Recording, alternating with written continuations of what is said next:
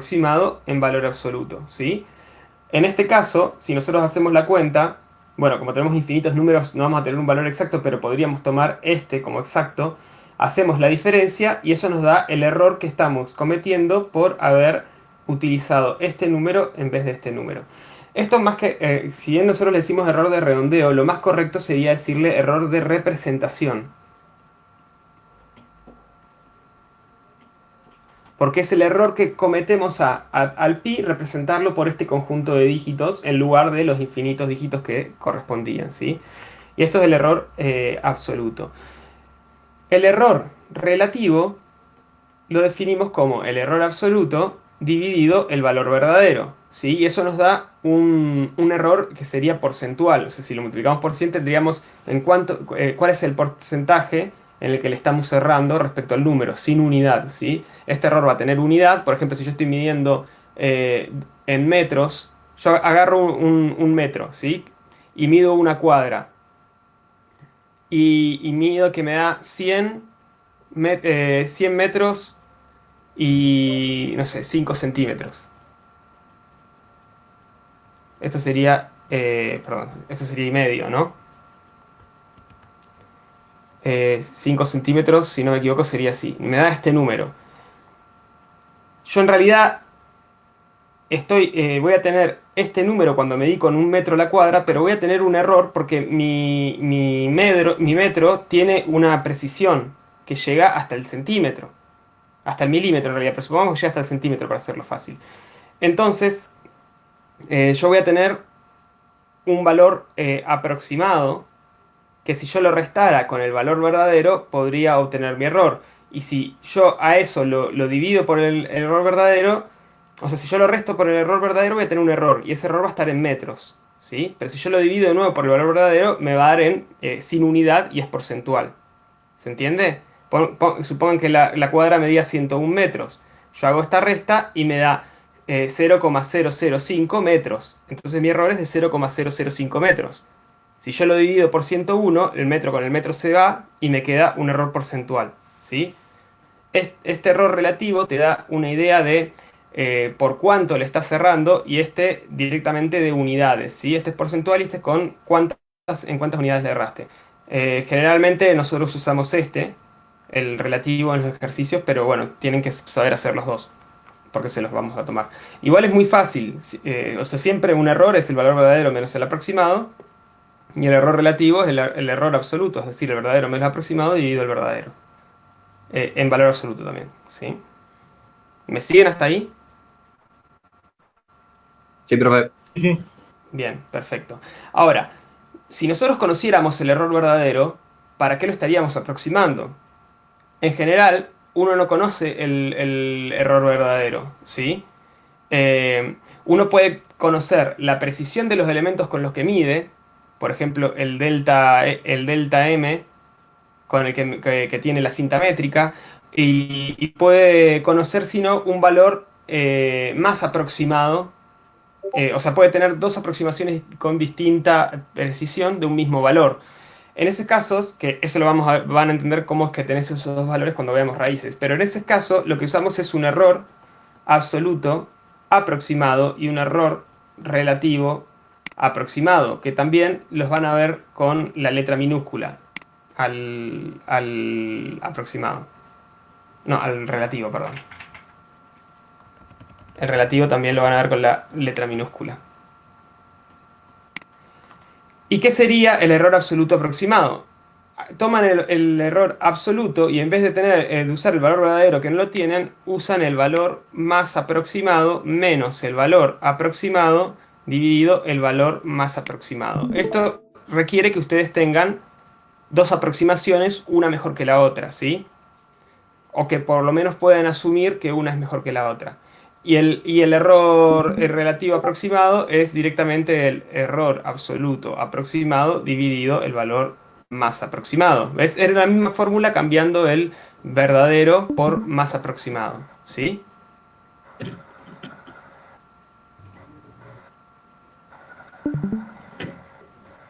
¿Me siguen hasta ahí?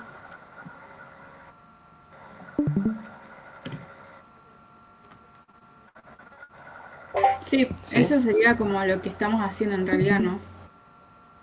Como lo Con que la están llave. haciendo. Claro, si nosotros, por ejemplo, hacemos esta cuenta, esto, menos esto, en realidad estamos haciendo aproximados, porque a este le falta infinitos decimales para saber cuál es Claro, el error. ¿Sí? Entonces estamos haciendo el error aproximado. Bueno, vamos a hacer un pequeño ejemplo. Supongamos que tenemos la siguiente serie, la sumatoria de cero hasta infinito de, eh, creo que era así, menos uno a la n dividido, menos uno a la n dividido, a ver, déjenme buscarla, un segundo, 2n más uno. Nosotros sabemos que esto converge a pi sobre 4, es la serie de Leibniz. Entonces sabemos que 4 veces la sumatoria de cero hasta infinito de menos uno a la n sobre 2n más uno es igual a pi. ¿Por qué me sirve esto? Y porque yo no puedo almacenar pi exacto en la computadora. Sí puedo almacenar un montón de decimales que necesite. Y también lo que puedo almacenar es una fórmula que haga esto. Entonces yo puedo hacer una función, podría hacer una función que le pase un n y me devuelva un valor aproximado de pi con esa cantidad de términos. ¿Me siguen? sí. Bien, entonces supongamos que vamos a hacer de orden, vamos a hacer n igual a uno. Esto me va a resultar menos uno a la uno. No, vamos a usar n igual a 2, perdón. Me queda menos uno. O sea, n en realidad es la cantidad de términos, un n mayúscula. Vamos a hacer, en vez de hacer la sumatoria hasta infinito, vamos a hacer la sumatoria desde cero hasta un n. Y vamos a tomar dos términos. Entonces me queda menos uno dividido menos 2 más uno más menos uno al cuadrado dividido,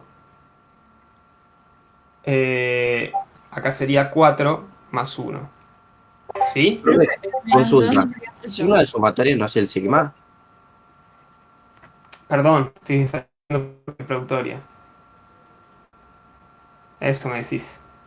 Sí, sí, porque pusiste Sí, el símbolo ese en... No se entendí. me pasó. Es la sumatoria. La sumatoria. Y esto todo multiplicado por 4. Si hacemos esa cuenta, ¿cuánto nos da? Acá nos queda menos uno nos queda uno. Esto nos queda uno dividido 5, 0,2. Nos queda 1,2 multiplicado por 4. Y esto nos queda 4,8, ¿no? Si se bien la cuenta, 4,8. Entonces, si yo quiero calcular un error, bueno, espera, vamos a seguir. Ahora voy a hacerlo, pero con n igual a 3. Entonces me queda 4 por, esto dijimos que valía 1, más, esto dijimos que valía 0,2. Corríjame si estoy haciendo mal alguna cuenta. Más, y acá nos quedaría menos 1 al cubo sobre 7. ¿Bien? Entonces nos quedaría 4,8. Deme un segundo. Pablo, ahí en el primero no te falta el término en el que n vale cero, Ah, me está faltando el término ese. porque no me daba el 4,8, sino que me da 3,4 algo, Ahí tiene pero más sentido. El término en el que n vale cero es uno sobre, es 1. un 1. Claro, ¿Sí? Y este término, ese es menos 1 sobre eso. este de acá es menos uno sobre 3. ¿No? Claro, Sí. Gracias. ¿Y el número te dio?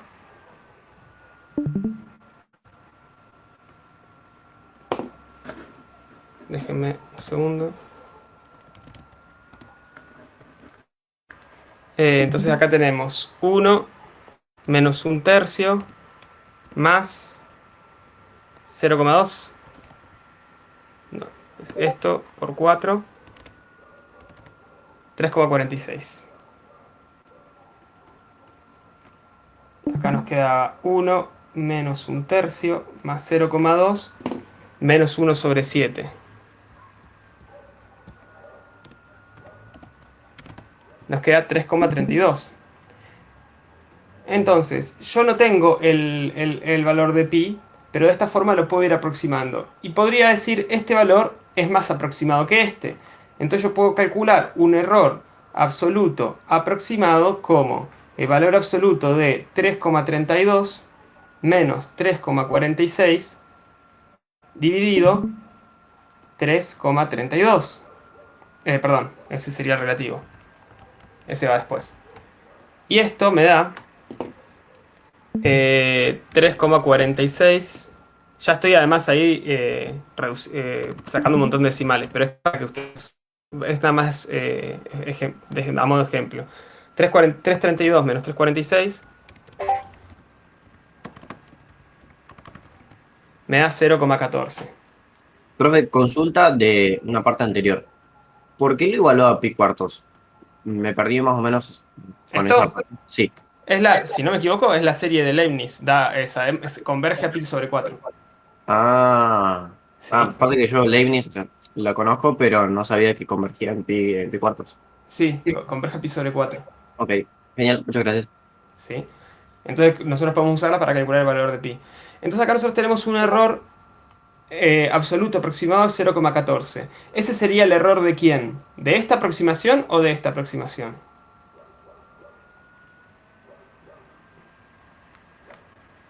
El de la primera. Exacto. Si nosotros hacemos como que es el valor más aproximado menos valor aproximado dividido valor más aproximado, estamos tomando como que este es el verdadero, el más aproximado, ¿sí? Perdón, este es el relativo. Entonces estaríamos calculando este. Entonces nosotros decimos, bueno, 0,14 sería un error absoluto aproximado de considerar que pi es 3,46. Pero sabemos que este valor en realidad es mejor, ¿no? Este valor debería ser mejor. Por lo tanto, también podríamos decir que 0,14 sería una especie de cota de error de esta otra aproximación, ¿sí? Por eso es que, si bien la fórmula te dice el error de este, en algunos lugares van a ver que hacen esta cuenta y lo toman como el error de la mejor aproximación. Porque si es el error de la anterior, bueno, el de la mejor va a ser un valor más bajo. Así que tomando este valor también tenés seguridad de que está suficientemente cerca. Perdón, me parece que ese valor con n igual a 3 es 2,8952. 2,8952, a ver. Teníamos 1 menos 1/3, Sí, profe, a mí me 0,2 dio lo mismo. y menos 1 sobre 7. ¿Está bien eso? Sería 1 menos 1/3 más 0,2 menos 1 sobre 7 89 me da, profe. por 4. Sí, 2,89. Porque esa serie, si mal no me acuerdo, iba saltando alrededor de pi Sí, para los valores más si yo tengo el valor pi menores, acá, va siendo y así converge. y se va acercando cada vez más. Claro. Claro, por ser alternada, como que va intercalando por arriba y por abajo Sí. en el número de convergencia. 2,895. Bueno, y este error va a dar otra cosa. Pero la cuestión sería que este error sería el error del valor que tienen acá arriba. Pero como este valor tendría que ser mejor, también podemos considerar que es un error aproximado de este. Porque si vos considerás que el valor que te dio acá es error del más aproximado, estás con la seguridad que en realidad debería ser menor. Entonces, si es suficiente para vos este error, también va a ser suficiente el error que tenga la aproximación mejor. ¿Me siguen? Es como si fuese una cota. Ahora, todo esto que hicimos acá de aproximar, nosotros estamos aproximando pi sobre 4 por una serie y estamos truncando la serie en una cantidad de términos. Eso ya no es error de representación, porque no es un error que yo estoy cometiendo por un número haberlo guardado en un espacio finito de memoria. Es un error que estoy teniendo por haber hecho menos términos de los necesarios. O sea, además uno de sus números tiene un error de representación. Por ejemplo, este tenía un montón de decimales y yo puse 3 cifras. Tiene un error de representación, esto tiene un error de representación. Pero el error que estamos calculando, comparando el resultado de la serie con el valor exacto, es el error de truncamiento. Porque ese error se da por haber terminado la serie antes del número infinito. ¿Se entiende?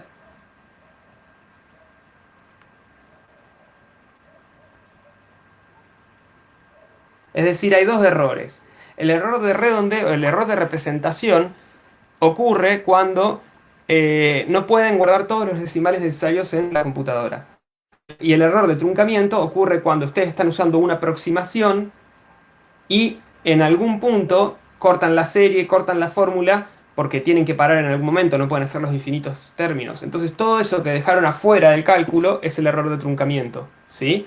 Profe, y cuando acortamos el error, o sea, por ejemplo, cuando nos dan un error con muchos decimales, más allá del número que cortamos antes de hacer, bueno, el número que nosotros queremos ver el error, sino al mismo error no lo representamos con todos los decimales. ¿Eso también tiene algún otro nombre o es el mismo error de No, truncamiento? es error de representación. Sigue siendo lo mismo. En realidad, cuando vos, si vos tenés un número, o sea, vos tenés un número, por ejemplo, que representaste con 4 cifras. No sé, 1, 2, 3, 4. Y tenés otro número, 3,123. Estos dos tienen 4 cifras. Si vos calculás la diferencia entre ellos, no te van a quedar infinitos decimales. Claro, Entonces siempre podrías, por lo menos en la hoja, cuando estás haciendo el error, calcular el valor, o sea, calcular exactamente esa recta, para hacer esa resta para hacer el error. Entonces es como que el error en realidad no tendría error de representación, nada más que yo lo estoy acortando para... El 14 lo acorté para hacerla fácil nomás. ¿Sí? claro. Yo porque, por ejemplo, en la teoría habíamos visto un ejemplo en donde el mismo error tenía como 9 decimales Sí, y representaban el error con 2 decimales nada más. En vez de claro, ser sí. 0,333334456 infinitos términos por Sí, ciento de error, sino que le decían 0,03, por ejemplo, de error. sí, pero en realidad vos el error lo podés describir siempre. O sea, si podés hacer la cuenta, si tenés dos números cortados, vos vas a poder tener en la resta con un número finito de decimales, porque los dos operandos son números finitos. Eso no sé por qué lo habrá hecho la teoría, asumo que lo habrá hecho por la misma razón que yo, por una comodidad de no ponerse a escribir todos los dígitos. ¿Sí? Además, el error para vos es una noción de qué tan bien está el número. Lo que a vos te importa son los números en sí, con cuántos decimales cortaste o qué tan bien representaste el número verdadero. Claro, ok, perfecto. ¿Sí?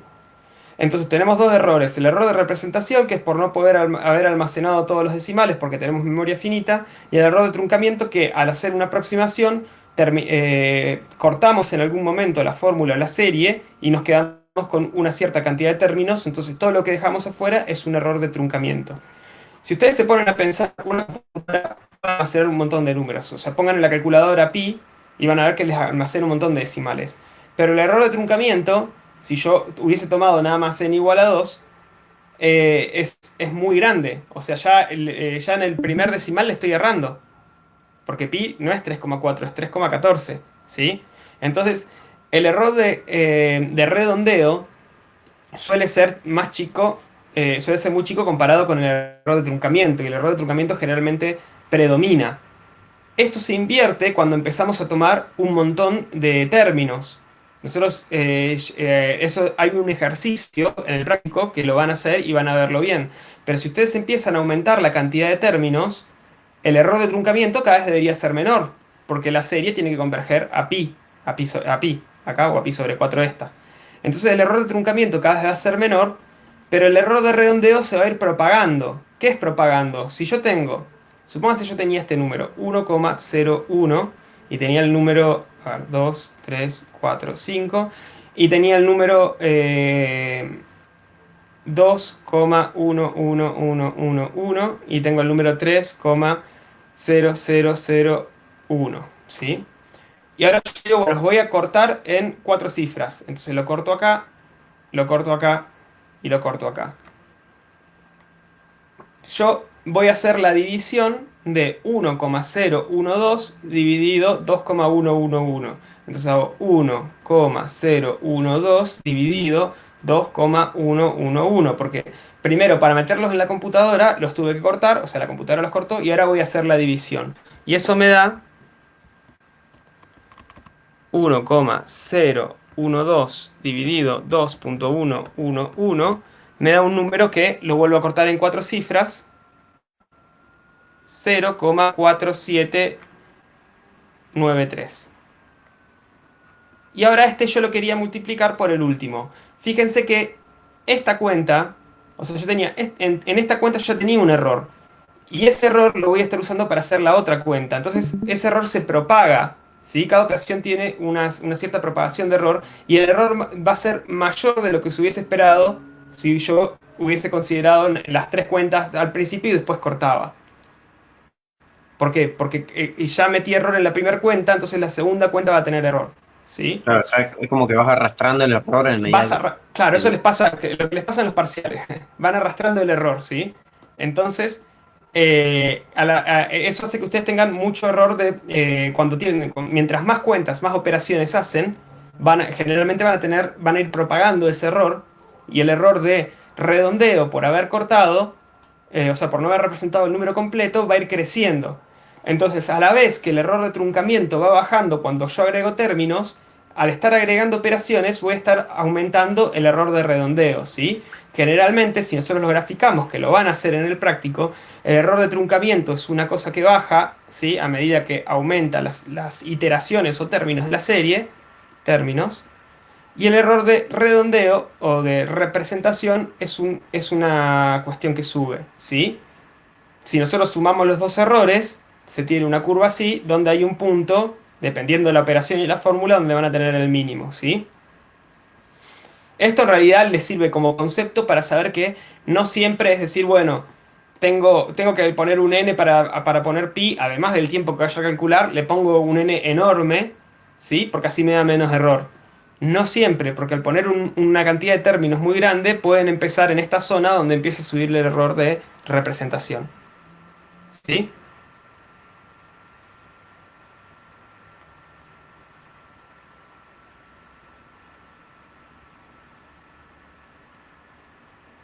Sí, profe. Bien. Si hasta ahí quedó claro, con esto ustedes tendrían que poder empezar a hacer el práctico 1. Lo que podemos hacer también es ver... ¿Qué hora es? A ver. Ver un poco de nuevo Silab, así también empiezan con el práctico 2. O si quieren, vamos ya a los grupos, empiezan a resolver el práctico 1 y cuando terminen, o la próxima, volvemos a ver Silab cuando empiecen con el práctico 2, como ustedes quieran. Yo por mí tenía, o sea, por mí yo ya empecé con el práctico y tenía dudas con el ejercicio 4 del de errores, Dale. pero no sé qué opina la mayoría por ahí. Si ¿Quieren que votar votemos? Yo pongo acá las dos opciones y votan a ver si quieren ver programación ahora o resolver el práctico 1 y después vemos programación. O sea, resuelven, se van a los grupos, resuelven y cuando estén haciendo el 2 vemos programación de nuevo. Ahí pongo para votar.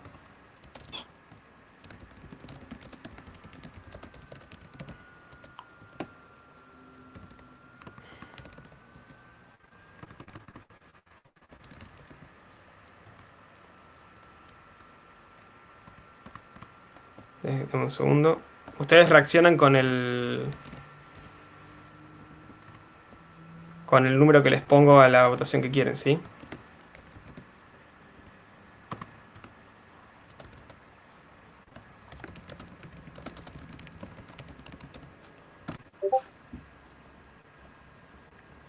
Ahí dejé, pongan un 1 si quieren, o sea, reaccionen con un emoji del 1 si quieren ir a pasar a las salas a resolver errores, o si quieren ver algo de programación, un 2. Las salas están abajo, donde dicen grupo 1, grupo 2, grupo 3. Vayan metiéndose, traten de meterse en grupos, o sea, no se metan todos a un grupo, vayan metiéndose en algunas cosas que puedan hablar y puedan entre todos resolverlo. Si es muy grande no les va a servir. Van resolviendo ejercicios de uno y me llaman cuando tengan una duda. Por ejemplo, vos me decís que tenés una duda en el ejercicio 4, entonces decís, profe, estoy en tal grupo y ahí vemos la duda. ¿Sí? Si veo que muchos tienen las dudas, les aviso, volvemos a este canal y resolvemos ese ejercicio en particular.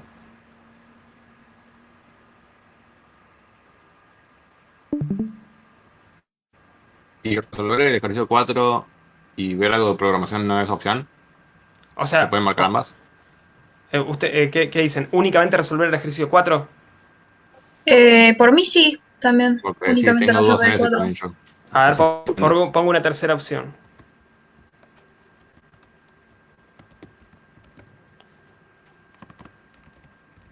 Sería...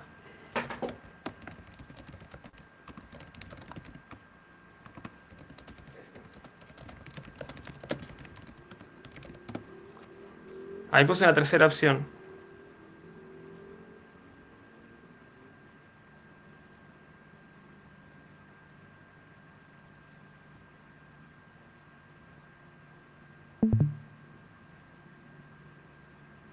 ¿Quién está votando 1, 2, 3, 4? Si prefieren la opción 3, saquen su voto de la que habían puesto antes y pongan la 3. Perdón, profe, ese fui yo, no sé cómo sacar la reacción ahora.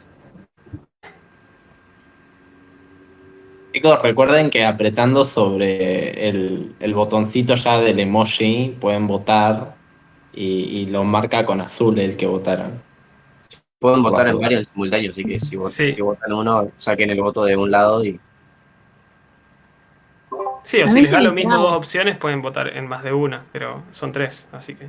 Bueno, aparentemente quieren resolver el ejercicio 4. Vamos a abrir el práctico.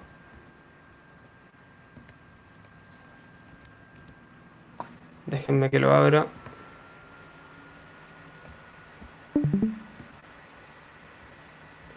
El TP de errores.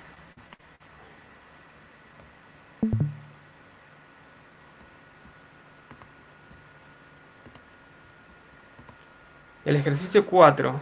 Encontrar el valor intervalo cual debe pertenecer el valor obtenido P asterisco para aproximar a raíz de 2 con un error relativo de a lo sumo 10 a la menos 4. Bien. Entonces, ¿cómo hacemos eso? Nosotros tenemos un valor P asterisco y queremos que el error con respecto al valor de raíz de 2, este es el error relativo, sea a lo sumo 10 a la menos 4, ¿no? Entonces menor a 10 a la menos 4, ¿sí? Y acá hacen álgebra, entonces esto les queda raíz de 2 menos P asterisco dividido raíz de 2 va a estar entre 10 a la menos 4 y menos 10 a la menos 4, ¿no? Si me refrescan un poco de álgebra. Sí, profe. Entonces acá les quedaría raíz de 2 menos 10 a la menos 4. Por un Ah, lado, es a lo sumo, era ahí igual, ¿eh? Raíz de 2, esto es por, ¿sí? Menos P asterisco menor o igual a raíz de 2 por 10 a la menos 4. Ahora pasan este restando para ambos lados, entonces les queda raíz de 2 sería menos raíz de 2 por 10 a la menos 4 menos raíz de 2, menor o igual que menos P asterisco, menor o igual que raíz de 2 por 10 a la menos 4 menos raíz de 2. Y cambiamos el signo y les va a quedar, si cambiamos el signo, este se va a ir para allá, o cambiamos los mayores y nos va a quedar raíz de 2 menos raíz de 2 por 10 a la menos 4 menor o igual que P asterisco menor o igual que raíz de 2 más raíz de 2 por 10 a la menos 4. Entonces este sería el intervalo. ¿no tiene al revés los signos? Sí, él lo intercambió, Sí, pero... intercambié los términos, puse este acá y este acá. Ah, bien. Sí, por eso no cambié. Fíjate, si lo multiplico por menos, sería menos raíz de 2 por 10 a la menos 4 más raíz de 2, que es el término que tengo acá. ¿Ves? Entonces es como si cambié los términos de esto y después lo di vuelta para que me quede en forma de intervalo. Este es el menor del intervalo y este es el mayor del intervalo. ¿Sí? Y entonces ahí ya tienen el intervalo, eso es lo que les pedía, ¿no? Sí, yo no había sabido cómo interpretar el error relativo de a lo sumo 10 a la menos 4. No sabía si me estaba hablando de la cantidad de decimales que tenía que ponerlo o algo así, pero no, simplemente es Claro, que el error. 0,0001. Claro, No, sí, sí, bien. bien. El resto del práctico entonces ya está terminado. Por mi parte sí, o sea, lo único que me queda es el 5 ahora y los demás más o menos los entendí y por lo que vi en la teoría y todo eso, creo que más o menos los resolví bien, pero Está bien. Entonces, ahora, el resto quieren resolver errores o pasamos a Silab? Por mí, pasemos a Silab, pero no sé el resto. Sí, Y si profe, yo hacemos todavía no Nivel entiendo bien Silab. cómo se... Dale, vamos a Silab entonces. Pongan un dedito arriba si quieren ir a Silab, o voten el 2. Ya voté, profe, no entiendo cómo es esto. Fíjate que los números, vos en el que hiciste clic, lo tenés con un borde azul claro. ¿Sí? Si vos le volvés a hacer clic, se sale tu voto, tu reacción, y si le haces clic a otro, se suma un 1 en esa. ¿Se entiende? Sí, pasa que tengo el Discord, entro a internet, entonces por ahí se me traba. Ah. Si Bueno, no, bueno, pero claramente quieren ver Silab ahora. Así que vamos a abrir Silab y vamos a tratar de hacer un repaso bien desde cero. ¿Llegó Alejo ya? Sí, ahí lo veo, Alejo. ¿Cómo estás, Alejo? Bien, bien, todo bien. Un poquito de delay llegué, pero llegué. Bien, ¿todos están viendo ahí mi pantalla de Silab?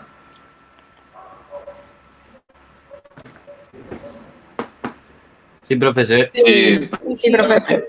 Bueno, algo que les iba a decir, fíjense que este es. Ustedes seguramente tienen Silab así, solamente esta pantalla, ¿sí? Y para las notas, agarran, hacen clic acá y se les abre el editor de notas separado, ¿sí? Ustedes pueden agarrar de acá donde dice sin título o el nombre del archivo, pueden de acá arrastrar a la pantalla y acomodarlo en la misma pantalla para que sea más cómodo. O incluso lo pueden poner arriba, abajo, ¿sí? De esa forma pueden acomodar Silab más a su gusto.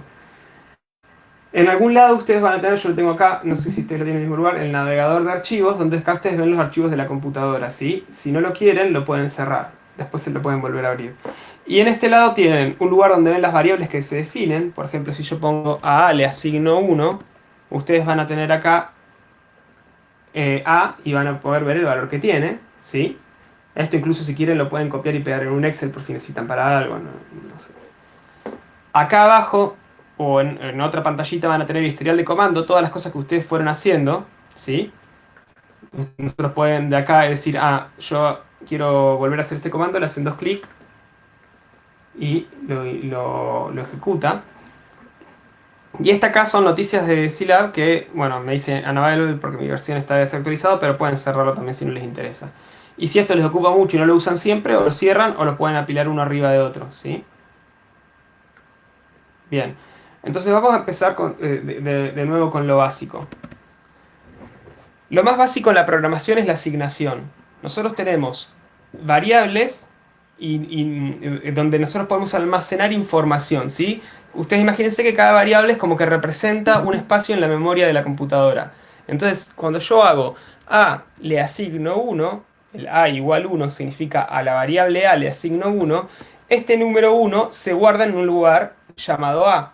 Entonces yo después puedo hacer a más 2 y Silab va a entender que, bueno, lo que tengo en A le sumo 2.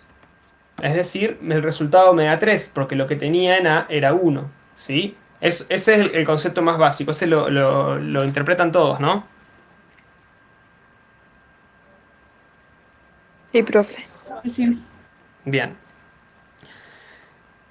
Ustedes en Silab entonces además van a tener las operaciones básicas. Pueden hacer A más 1, A dividido 5, ¿sí? Cualquier tipo de operaciones. Y esas operaciones van a seguir el orden de precedencia de la matemática común. Por ejemplo, si yo hago A más 1 dividido 5, claramente primero va a ser la división, por más que no tenga paréntesis, y después va a esa división sumarle A y va a dar 1,2, ¿sí? Les digo esto, si bien parece una obviedad, porque hay muchos errores en los parciales por haber hecho esto mal y pensar, o sea, haber escrito un código pensando que iba a ser el A más 1 primero, ¿sí? Si yo quiero hacer A más 1 primero, como en matemática, pongo el paréntesis, ¿sí? ¿Me siguen hasta ahí? Puedo poner todos los paréntesis que quiera. Sí, Bueno, profe. Bien, entonces ustedes ya tienen la forma de asignar y saben que pueden hacer las operaciones.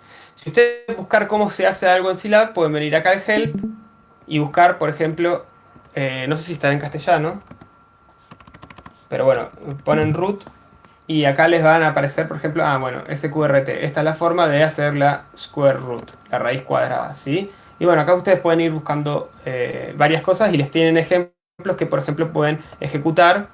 Le hacen clic en el play y se les ejecuta y ustedes pueden ver los resultados de lo que fue ejecutar el código que tenían de ejemplo. ¿Sí? Eso es a modo informativo para que ustedes sepan que pueden buscar ahí. Entonces, nosotros acá en este lado, el que se llama la consola, es si la podemos ir escribiendo operaciones y nos va dando el resultado inmediatamente. Nosotros tenemos operaciones también de entrada y de salida. Las operaciones de entrada que serían para que el usuario ingrese de alguna forma información al programa, ¿sí? Es lo que se llama la lectura desde el programa, ¿sí? Entonces, la instrucción de entrada más común en Silab es input. Si ustedes ponen a una variable, por ejemplo, b, le voy a asignar el resultado de input mensaje. Si ustedes hacen eso, les va a aparecer un prompt. En la versión 6.1.1 debería aparecer este mensaje y les deja que ustedes escriban algo. Si yo acá pongo un 9, que lo escribo desde el teclado, entonces a B le asigna 9, ¿sí? Hacerlo en la consola no tiene mucho sentido porque yo podría haber hecho directamente a B le asigno 9. Pero cuando ustedes hacen un script que no saben qué valor va a dar el usuario, pues ahí necesitan poner un input para que el usuario pueda poner el valor que quiera. ¿Sí? ¿Me siguen? como un usuario, profe. Y un usuario, ¿Cómo? ¿Cómo es la pregunta? O sea, para que lo vea otra persona sería o cómo sería. El usuario puede ser otra persona que te pidió a vos un trabajo, vos lo resolviste y se lo das. O el usuario puede ser vos con un programa más complejo, ¿sí? Ah, bien. Entonces vos tenés un programa que resuelve ciertas cosas cuando le pasás determinadas características y podés dejar algunos inputs para, para personalizar lo que querés resolver en ese momento. El usuario es la persona que está usando el programa. Generalmente uno escribe un programa para o usarlo en el futuro, volver a usarlo o que lo use otra persona. Es raro que uno escriba un programa para algo que tiene que resolver una sola vez en la vida, ¿sí? Siempre va a haber un usuario, Bien. ¿sí? Eh, entonces, bueno, para eso es el input y es lo que nosotros decimos leer, ¿sí? Por ejemplo, cuando un enunciado les dice leer desde el teclado, quiere decir que usen un input, ¿sí?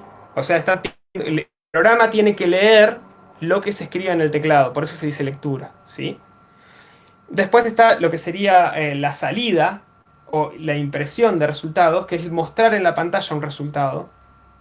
Y que el programa se dice desde el punto de vista del enunciado, nosotros le vamos a decir escribir por pantalla o imprimir por pantalla. Eso significa que el programa tiene que mostrar algo en la pantalla y para eso usamos disp. Por ejemplo, si yo hago disp b, me va a mostrar el valor de b en la pantalla. O printf. Si printf yo pongo un texto y me va a mostrar ese texto en la pantalla, ¿sí? Entonces con eso ustedes pueden mostrar advertencias, errores o resultados al usuario, depende de lo que haya resuelto. Bien, esas son las operaciones de entrada y salida. También pueden haber entrada o lectura desde archivos, pero no la vamos a ver, y también salida hacia un archivo. Es decir, en lugar de escribir en la pantalla, se escriben los resultados en un archivo. ¿Sí? Pero eso nosotros no lo vamos a ver durante la materia y es muy fácil que lo vean por su cuenta una vez que ya hayan entendido cómo funciona esto. Ahora, si esto quedó claro, seguimos con las estructuras de programación. ¿Quedó claro? Sí, por ahora sí. Bien, las estructuras de programación, ¿qué son? Si nosotros con lo que vimos hasta ahora lo único que podemos hacer es asignar. Podemos asignar resultados a variables. Entonces esto nos serviría como lo que hacemos en la calculadora tradicional, que vamos poniendo cuentas y nos va dando resultados, ¿sí? Pero en la programación pretendemos algo más, y es poder hacer algoritmos, ¿sí? Un algoritmo es una sucesión de pasos para cumplir con una determinada tarea.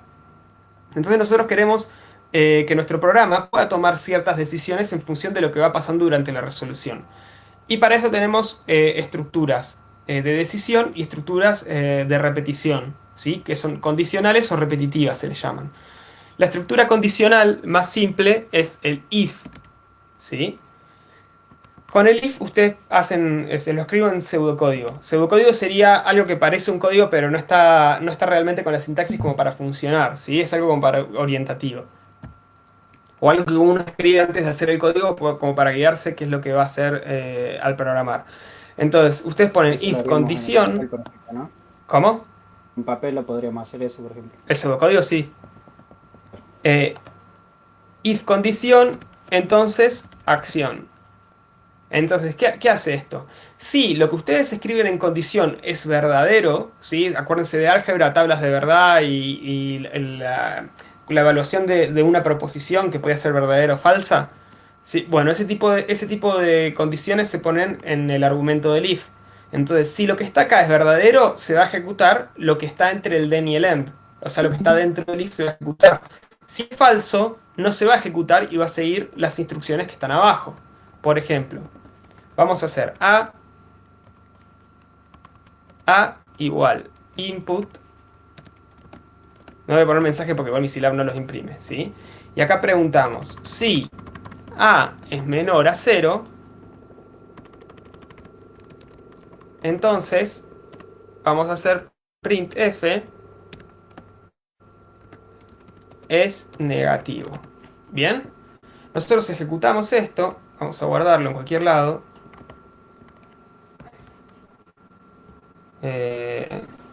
Clase 2.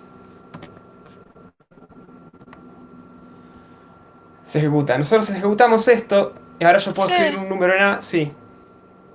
¿Cómo hizo para guardarlo? Fíjate que cuando vos estás acá, te aparece un simbolito que tiene como un disquete y un play y un triangulito. Ah, ¿Sí? es que yo tengo otra versión porque mi compu no se bancaba la más actualizada. Pero voy a probar. Guardarlo. Dale. Si no, Porque para podés, los... tenés que tener acá donde diga ejecutar, si no. Y podés Ah, guardar bien, ejecutar. O F5, mira. F5 debería ser un shortcut. gracias. Porque le quería consultar, para los TPs, por ejemplo, si que es de muchos ejercicios, ¿nos conviene abrir un syllab para cada ejercicio o hacer un TP directamente en un syllab? No, no, o Tengo- sea, abrís una sola vez Scilab, de última abrís muchos archivos. Ah, bueno, ¿Sí? No abras un Scilab por ejercicio porque te va a consumir un montón de memoria. buenísimo. Y se te puede trabar la Gracias. compu y todo. Bien, entonces una vez que ejecutamos esto, como yo puse un input, el programa está acá esperando que ingrese algo por teclado, ¿sí? Entonces yo voy a poner -4.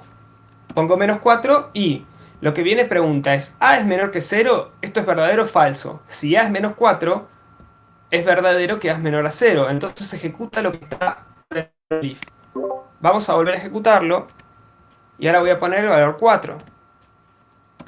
Y ahí no imprime nada, no muestra nada en la pantalla porque esto dio falso, entonces no hizo lo que estaba dentro. ¿Bien? ¿Cuál era la pregunta?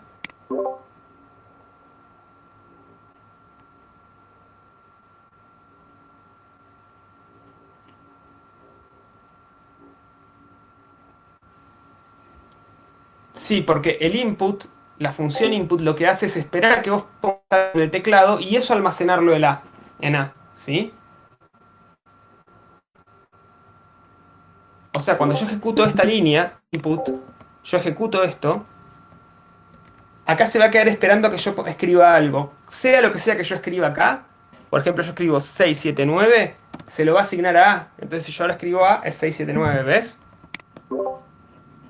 Entonces ya A, una vez que pasó esto, una vez que pasó la instrucción y fue a la instrucción 2, ¿sí? Una vez que llegó a la 2, A ya va a tener el valor que yo ingresé por teclado, ¿sí?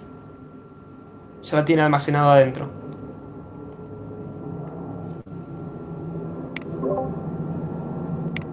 Bien.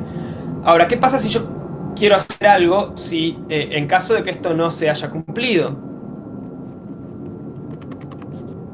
Pongo una condición else. Entonces puedo decir, si A es menor a print es negativo. Si no, printf es positivo. Y ponemos el end al final. Entonces, ¿esto qué hace? Si A, cuando yo lo ingreso, es menor a 0, va a ejecutar lo que estaba dentro del if. Pero si no es menor a 0, o sea, si esto da falso, va a ejecutar lo que está dentro del else, que significa si no. ¿Sí? Entonces, si yo acá escribo un 4, me dice es positivo. Pero ahora yo digo, bueno, pero yo quiero que me diga también si es nulo, porque si yo pongo un 0 me va a decir que es positivo. Entonces hago un else, puedo poner un else if. Else if ¿qué quiere decir? Si este no se cumple, bueno, se fija la siguiente condición. Y acá ponemos A mayor a 0. ¿Sí? Y si no se cumple, entonces ahí ponemos un else y ponemos printf es nulo. ¿Bien? Una consulta, ¿puedes poner dos else? Dos else no, puedo poner muchos else if. Ah, perfecto. Todos los else if que quieras, pero else solamente uno, porque si es un si no, o sea, puede haber una sola causa de no es ninguno de los anteriores. El else es como el ninguno de los anteriores en un multiple choice, ¿sí? No puede haber dos opciones que sean ninguno de los anteriores. Lo que sí podés tener es si están anidados.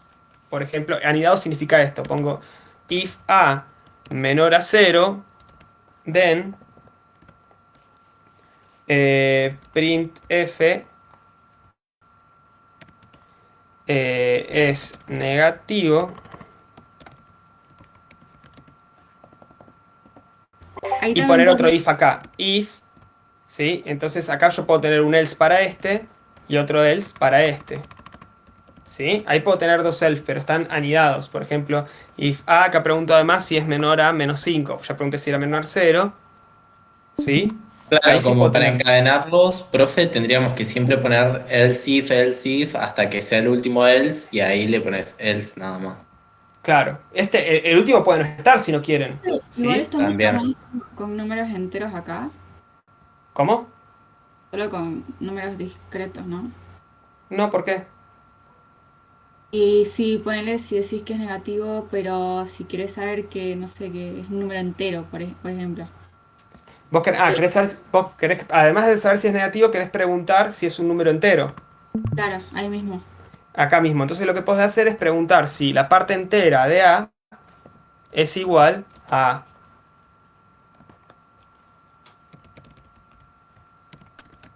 es entero. Y si no, ¿Solo con dos iguales o con tres iguales? con dos iguales. Tres iguales se usa en JavaScript, que es no solamente para comparar el valor, sino que para comparar también el tipo. Claro, ¿Sabes JavaScript? un poco, pero no mucho. Entonces, por ejemplo, vamos a ejecutar esto. Entonces, si yo acá pongo 4.5... tenía que poner negativo, perdón. Menos 4.5, ahí me va a decir es negativo y es real. ¿Sí? Debería haber dejado un espacio acá para que no se peguen o un enter. Menos 5,4. Bueno, sí, es lo mismo. Es negativo y es real, ¿sí? Si yo ponía menos 5,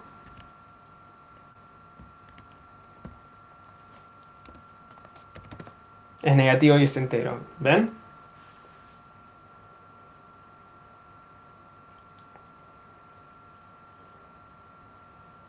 ¿Por qué al lado del negativo le puse una barra y al lado una N? No, Barra no N sé. es el código ASCII del Return of Carriage, creo que se llama. Es el código de bajar a la línea de abajo. ¿Sí? Ah, de que de que le va a dar como otra Sí, posibilidad. es New Line, no Return. Return es barra R. Barra N es New Line, es una nueva línea. Entonces se va abajo. Por eso me lo escribió uno abajo del otro. Y antes me lo había escrito todo seguido, ¿ves? Claro, claro, claro. Sí. Eh, Bien. Ahora, nosotros esto. Supónganse que solamente. Sí. Le pongo eso. Uy, se acopla, no sé quién está hablando. ¿Hola?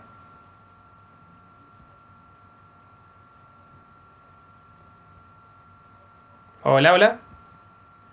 ¿Me escuchan? Hola, profe, ¿me escucha ahí? Sí. Sí, profe. Perdón. Se Le le quería cortó el filo. consultar. Veo que usted escribió if int a y hace como 2 veces el igual. Sí. ¿A qué se debe? O sea, ¿qué significa el igual 2 veces? El ¿Y por igual qué? 2 veces es una comparación. Yo estoy comparando si este número es igual a este número. Porque si fuese un solo igual, sería una asignación, como esto de acá. El Claro. resultado de esto lo estoy guardando en esta variable. ¿Sí? Bien, bien, bien, Dos gracias. iguales es comparación, un igual es asignación. Esto generalmente es así Nunca en la se usan mayoría de las los tres lenguajes. iguales, ¿no? Nunca se usan las tres iguales en este tipo de código, ¿no?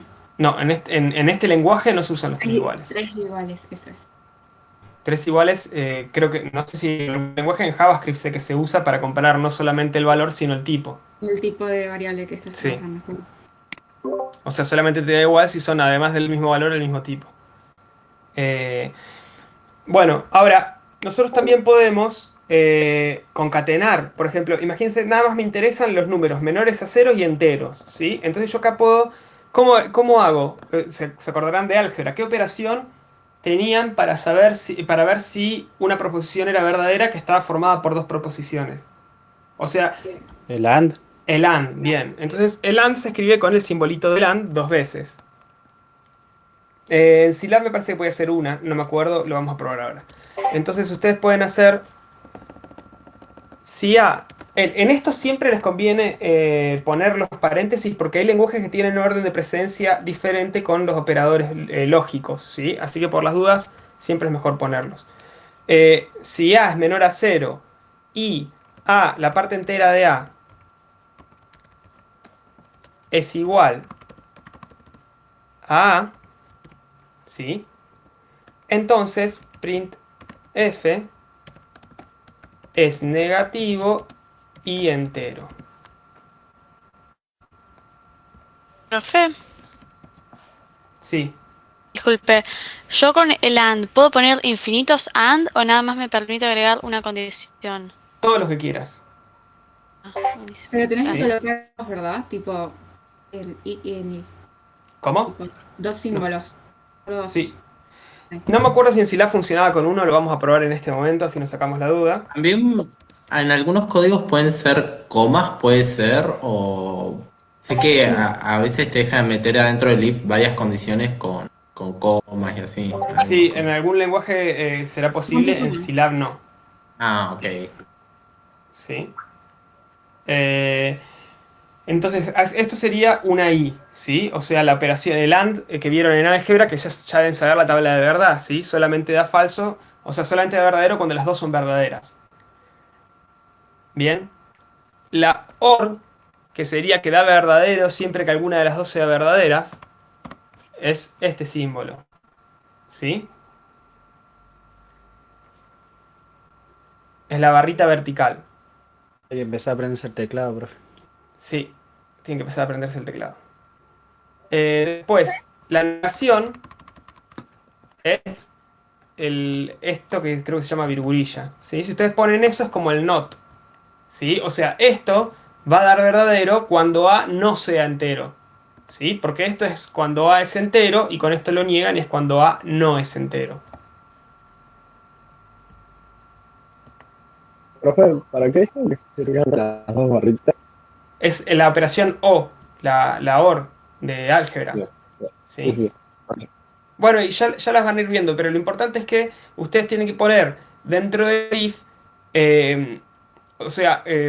instrucciones que den como resultado verdadero o falso. Por ejemplo, si yo hago 1 igual a 1, me da T. La T es de true, es verdadero. Si yo hago 1 es igual a 2, me da F de false. ¿Sí?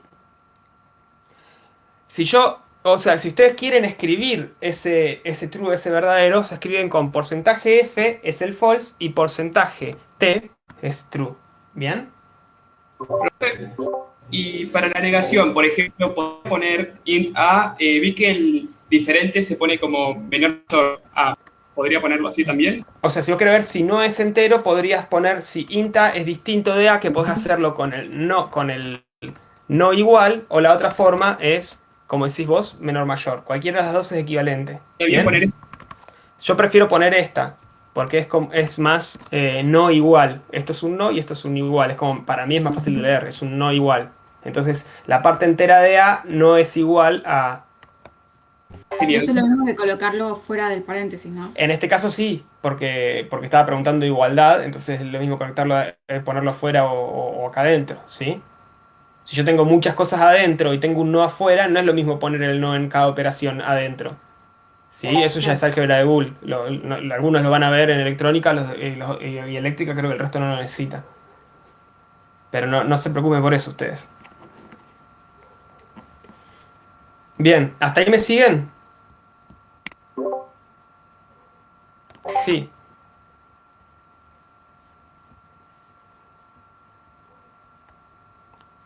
¿Cómo? No te entiendo. El else es para algo diferente que el print. El else es para hacer una instrucción si no se cumple lo que preguntaste en el if. Por ejemplo, acá nosotros preguntamos si la parte entera de a es distinto de a, entonces quiere decir que no es entero, ¿no? Y vos el else lo ponés cuando querés ejecutar algo en caso de que esto no se haya cumplido. Porque esto se va a ejecutar si esto se cumplió, si esto es verdadero. Y lo que esté acá se va a ejecutar si esto es falso. ¿Bien?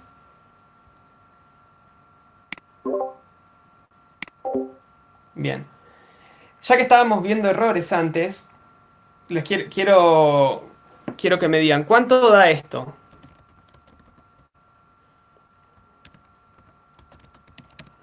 ¿Qué les va a resultar? ¿Qué les va a dar esto? 0,1. True, ¿puede ser? No, sí. A ver, ¿quién dice true? ¿Quién dice false? ¿Quién dice error? ¿Qué va a dar eso? True. Verdadero, porque no tiene más decimales. Da falso. ¿Por qué? Porque tenés error de representación. El número 0,1 a nosotros nos parece un número finito, pero esto se guarda en binario. Y en binario puede ser un número con infinito. O sea, un número que tiene infinitos decimales en decimal, cuando lo pasás a binario puede tener infinitos decimales y no podés guardar todos los números, ¿sí? Claro. Entonces, la cuenta te va a dar diferente porque este número no va a ser exactamente igual a este. Por ejemplo, vamos a obligar a Scilab que nos muestre más decimales de los que muestra acá, porque acá nos muestra una versión reducida. Entonces, si yo hago 0,1, está bien, guardo 0,1, ese lo puede guardar. Pero si yo hago 0,9, perdón, 1 menos 0,9... Ya 0,0. Claro. Ah, eso era un menos, yo vi un por, profe. Igual era nada que ver, era 0,9. Ah, claro. Acá habías visto un for, si era un menos. Sí, igual, aunque fuera un por tampoco era, así que... Entonces fíjense cómo una operación tan simple ya tiene un error, ¿sí? Tiene un error, es muy chiquito el error, porque fíjense cuántos 9 hay, ¿sí? O sea, si yo... Es nada el error. Pero eso ya hace que la comparación sea falsa. Entonces, cuando ustedes van a poner una comparación que esperan que dé verdadero, usualmente no usan números, o sea, no basan su comparación en números flotantes, en números con coma, porque puede pasar que, si bien algebraicamente es igual, por un tema de error de representación les da falso y no sirve, ¿sí? Entonces todas las operaciones que hagamos todas, una que van a tener error. ¿Cómo? Todas las operaciones que hagamos con decimales van a tener errores. Y no, por ejemplo, si yo hago 1.5 menos 1.5, me va a dar 0 sin ningún error. Hay operaciones que te van a dar bien. Es lo mismo, listo. Vale. Pero, por ejemplo, 2 y si yo hago 2 menos 0,1, creo. A ver, vamos a probar. No, también da un error. Hay operaciones que por cómo son su representación binarias no te van a dar error. O sea, las vas a poder representar perfectas. Generalmente las enteras. Si yo hago 3 menos 2, eso no va a tener error. Que no necesito infinitos decimales. En binario. En binario, tanto el 3 y el 2 lo puedo representar con 2 bits. ¿Sí? El tema con los números flotantes, hay algunos números que no voy a poder representar y otros que sí. ¿Por qué, profe? ¿Qué es lo que pasa ahí con la representación binaria? ¿Por qué? Sí, porque usted, o sea, ya entraríamos en un tema bastante largo, pero ustedes para transformar a binario empiezan a hacer divisiones, empiezan a hacer cuentas, ¿sí? Y te pueden quedar infinitos decimales. Los que vayan a electrónica lo van a ver, y eléctrica también, técnicas digitales, y el resto realmente no lo va a usar. Y yo lo vi hace como 10 años, así que mucho no me lo acuerdo, pero sé que cuando nosotros incluso hicimos una calculadora con un microcontrolador y tenés eso. Cuando vos transformás a binario, un número decimal lo vas transformando por las divisiones y te van quedando periódicos. Claro. Y entonces te quedan infinitos decimales y no puedes representar un número tan simple en decimal en la computadora. Ahí te quedan esos errores. Este es el error de representación, sería. Acá estamos viendo el error de representación de la cuenta 1 menos 0,9. Listo, profe. ¿Sí? Bueno, habiendo aclarado eso, vamos a seguir a las siguientes estructuras importantes de la programación, que son los bucles, que algo vimos la vez pasada. ¿Sí? Yo a veces en un programa quiero repetir una operación. Por ejemplo, ya que estábamos viendo la de Leibniz, la sucesión de Leibniz. A ver dónde la tenía, la serie de Leibniz. Era menos 1 a la n dividido 2 a la n más 1. Vamos a hacer una función. Bueno, vamos a hacer un script en realidad, porque todavía no pasé a funciones. Donde yo pueda devolver una aproximación a pi de un determinado número de términos. Quería ver cómo porque si no te conectas en el momento, después no, la veo otro día igual, o sea, se me ¿Qué? arranco, pero... Creo que se le abrió el micrófono a alguien. Sí, el micrófono abierto.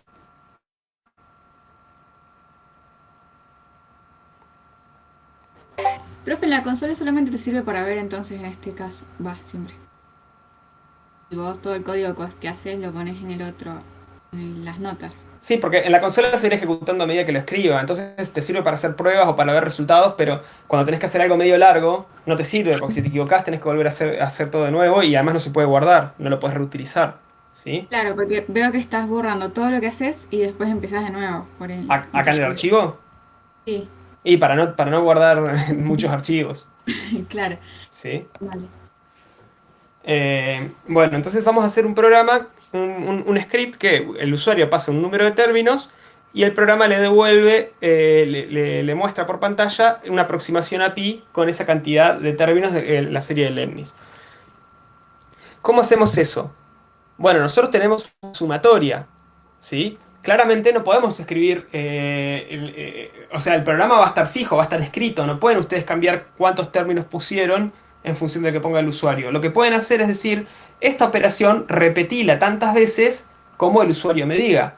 Y para eso se usan los bucles. Los bucles, el más común, el for, te dice, por ejemplo, vamos a poner una variable i comenzando desde 1, terminando en n. Esto es lo más simple del for que vamos a ver.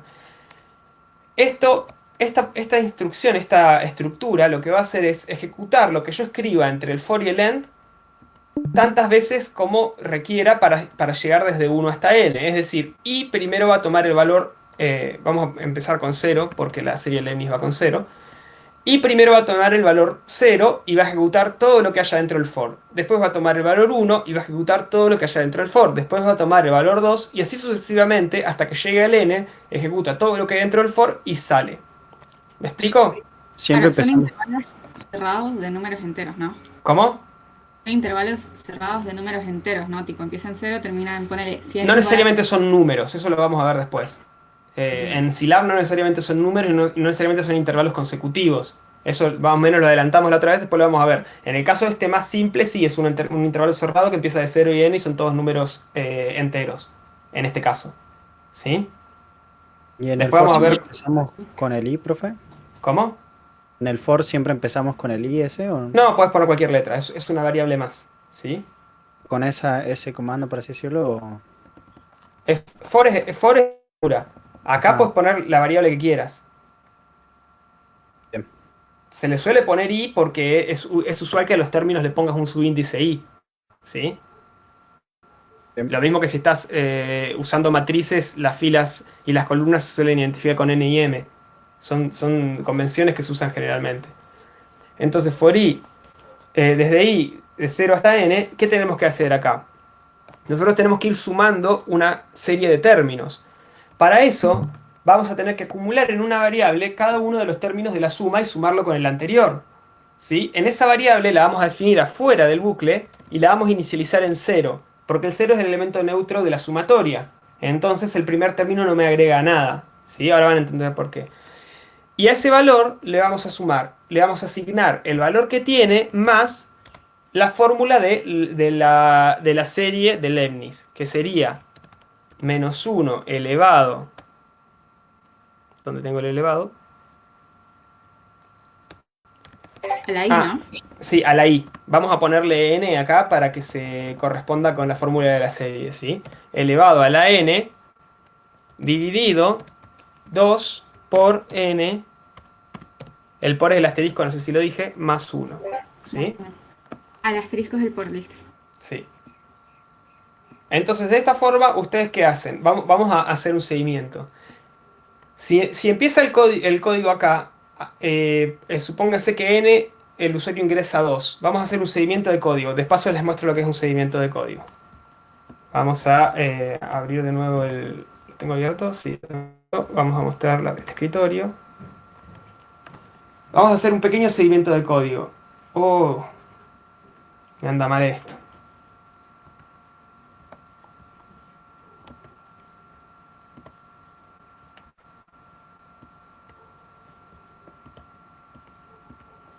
Denme un segundo a ver si puedo configurar para que ande bien esto. Quiero poder escribir arriba del...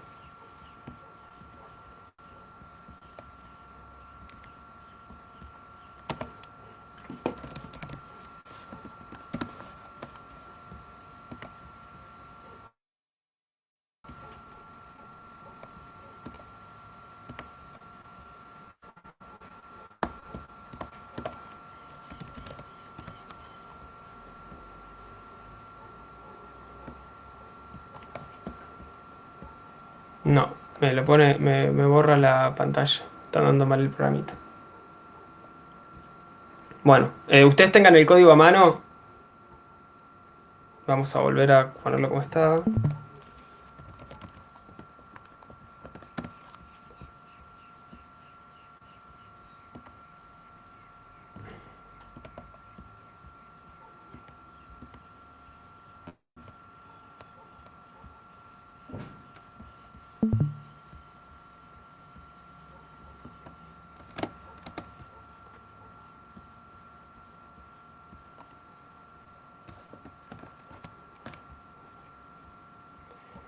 Vamos a... Este lo pongo acá.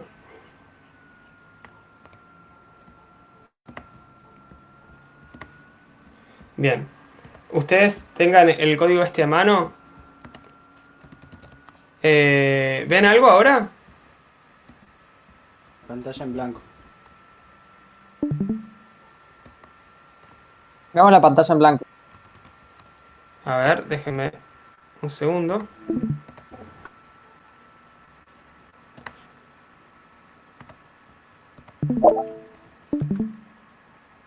¿Ahora? Ahí se ve el... ¿Se ve el pizarrón? Sí. Bien. Tengan ustedes el código a mano, si lo copiaron o si le sacaron foto, o se los paso ahí por Discord, si no. Para poder ir haciendo el seguimiento. Y ya les explico cómo se hace el seguimiento, que es muy útil para ustedes poder depurar errores. Ahí lo escribí con formato. Ah, de paso, si ven mi pantalla, les muestro cómo escribir código con formato en Scilab. En Discord para que sea más fácil. ponen los backtick, o sea que son los acentos al revés, ponen 3. Después ponen el lenguaje, que en nuestro caso es Scilab, ¿sí? Tocan Enter y acá pueden escribir código, ¿sí? Que es el código de la función, y después cierran de nuevo con 3 de estos acentos, esos tildes al revés, ¿sí? Si ustedes hacen así, el código se va a mostrar con colores y formateado de forma más legible como código. ¿Bien? Buenísimo. Profe, Sí, perdón, una pregunta. ¿El trabajo práctico número 2 lo arrancamos sí. la semana que viene o...? Arránquenlo cuando puedan, cuando quieran, Ok, ¿sí? Nosotros no ponemos límites ni de qué práctico tienen que estar haciendo, ni de qué se puede consultar, ni nada. O sea, ustedes lo van haciendo a su ritmo. Si se quedan atrás, se les va a complicar. Pero arránquenlo lo antes posible, mejor.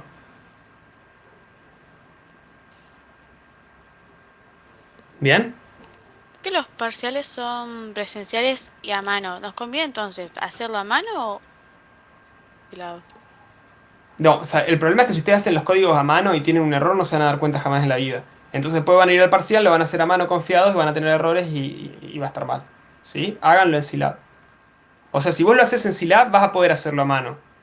Si vos lo haces a mano, no te vas a dar cuenta si tenés errores. Por ahí me sirve hacerlo en Scilab y después pasarlo a mano como para tener un registro, ¿no? Sí, también. Hacerlo a mano y después pasarlo a Scilab.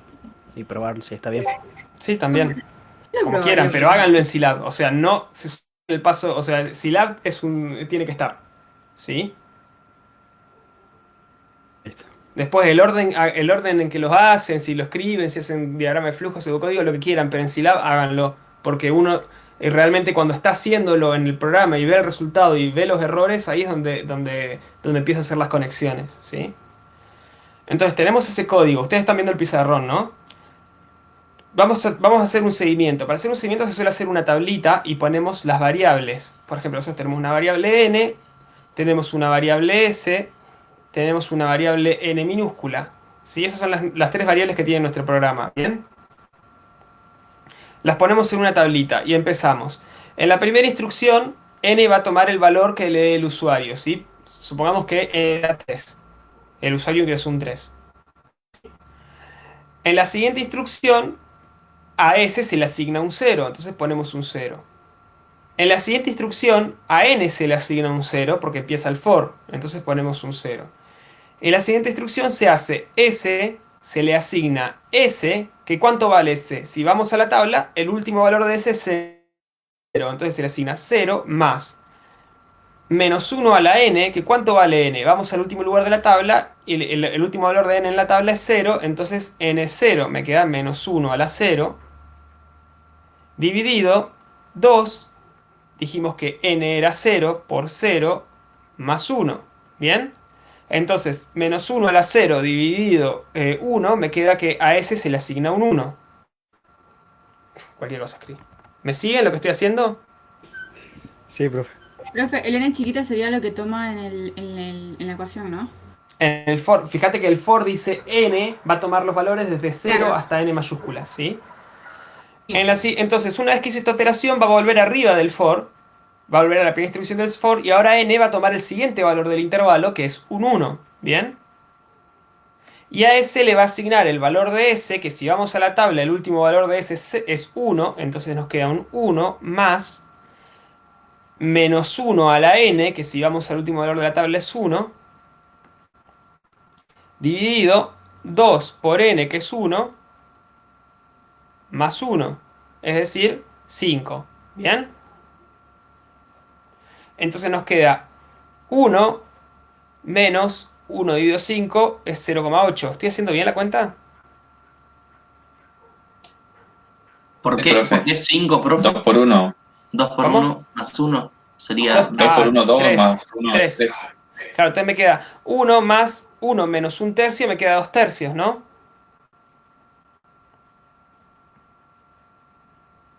Sí, 2 tercios. Bien, entonces Nada, 2 tercios. en ese iría 2 tercios. Ahora va de nuevo arriba en el for y n toma el valor de 2. Y ahora a S le asigna el valor de S, que es 2/3, más menos 1 al cuadrado dividido, ahora sí era 2 por 2 más 1, que ahora sí era 5, ¿no? Entonces nos queda 2/3 más 1/5. 13 sería- quinceavos. ¿Cómo? 13 quinceavos. 13 sobre 15. Entonces en S va a valer el valor 13 dividido 15, ¿sí? Y ahora n toma el valor de 3 y va a ser S igual a 13 dividido 15, que es el valor de S, más menos 1 a la 3 dividido 2 por 3 más 1, 7. Es un por. Entonces me queda 13 sobre 15 menos 1/7. ¿Cuánto da? 76 sobre 105. 76 sobre 105. Y ahora, cuando va al for, ya pasó por el 3, entonces directamente sale y termina el programa. Bien, esto es un seguimiento de código. Y así habrán visto entonces cómo funciona el for. ¿Se entendió?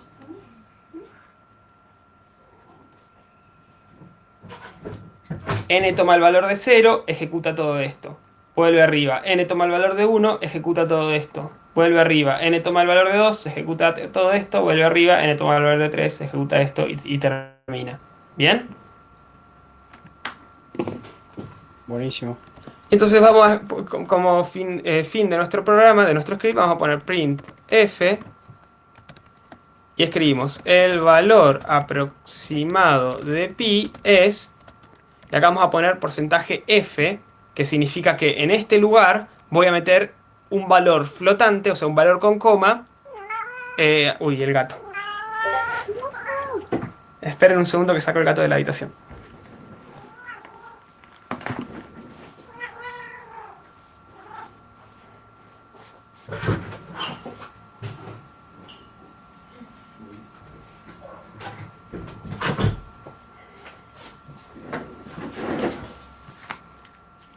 Ahí está. Este valor de porcentaje f lo que dice es que en este texto voy a agregar, a transformar a texto y escribir en este lugar un valor flotante que se va a pasar como parámetro seguido. Entonces acá voy a mostrar s, que es el valor de la suma.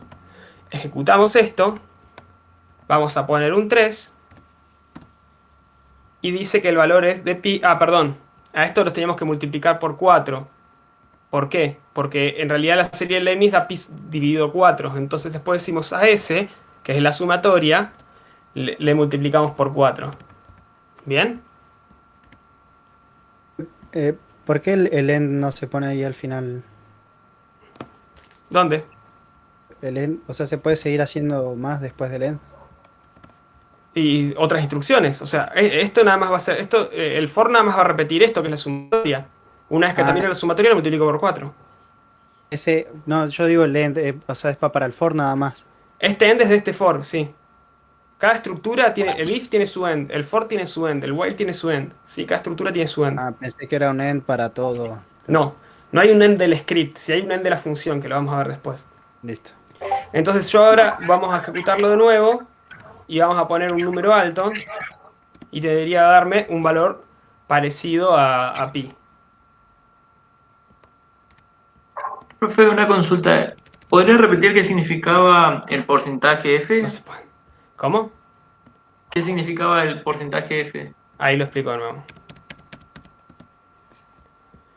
El porcentaje f en el printf es para ustedes poder intercalar valores de variables en el texto que escriben. Entonces todo esto es texto que yo voy escribiendo. Es como una cadena de caracteres, porque es un carácter después del otro.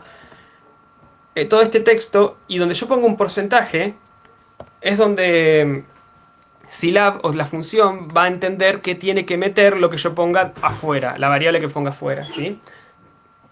Entonces, la variable s la va a interpretar como un flotante. Flotante viene de la representación de números decimales en binario, que es con puntos flotantes, se llama, que es lo que tiene mantis exponente, que es para representar números con coma. Entonces, sabe que esta s la va a entender como un número flotante, la va a transformar en un texto y la va a meter en este lugar. Si yo acá hubiese puesto no sé si es una i para entero, y lo ejecutaba, y ponía este número, Me dice 3 porque dice el número que está acá lo interpreta como un número entero, ¿sí? Y por eso me dice que es un 3. Si yo le pongo una F, lo va a interpretar como un número flotante y ahí me va a dar el número que esperaba, ¿sí? Perfecto, ahora sí. Bien. Entonces ahí tienen un Profe. script. Sí. Ahí en vez de printf podría haber puesto this. Pueden poner this. ¿Y en qué This cambia? This no usa esto, sino que lo que hace es el this muestra variables. Te va a mostrar el resultado de esto, o sea, esto como si fuese una variable, y después te va a mostrar la otra variable. Si nosotros lo ponemos, fíjense que me muestra esto como una cadena de caracteres, por eso le pone las comillas, y después, por separado, te muestra este número, porque te está mostrando en realidad dos variables. Te está mostrando una variable que tiene este contenido y te está mostrando otra variable que tiene este contenido, ¿sí? Para texto formateado, o sea, para que quede más como legible, el printf, fíjense que queda más como un texto. El valor aproximado de pi es 3, ¿bien?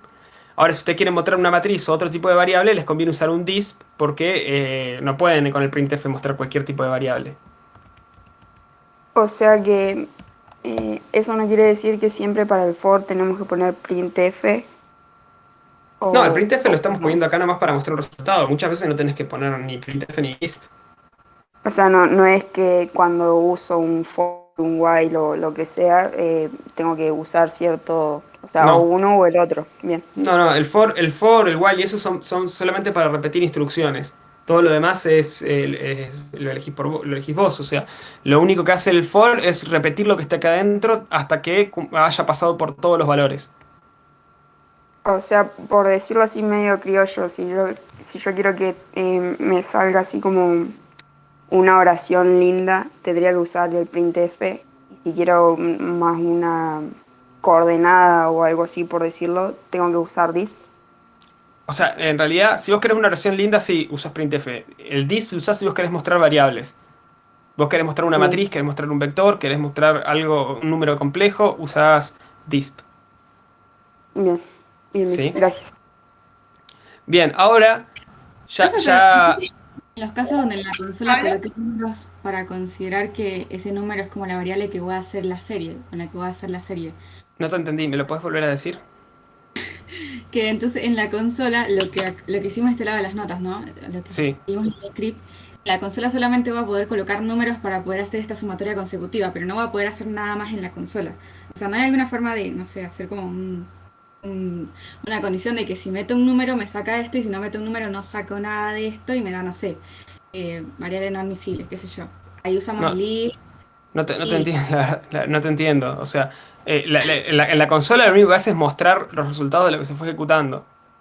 Claro, pero solo si yo Sí. coloco números en ese. Claro, si vos pones un número porque pusimos la instrucción input, entonces va a estar esperando que vos pongas un número. Esta instrucción input va a quedarse colgada esperando a que vos pongas un número. Y si vos colocás una letra, no es una palabra. Y me va a dar error porque no voy a poder hacer las operaciones. Mirá, vos decís acá, en vez de poner un número yo pongo ASDF. Claro.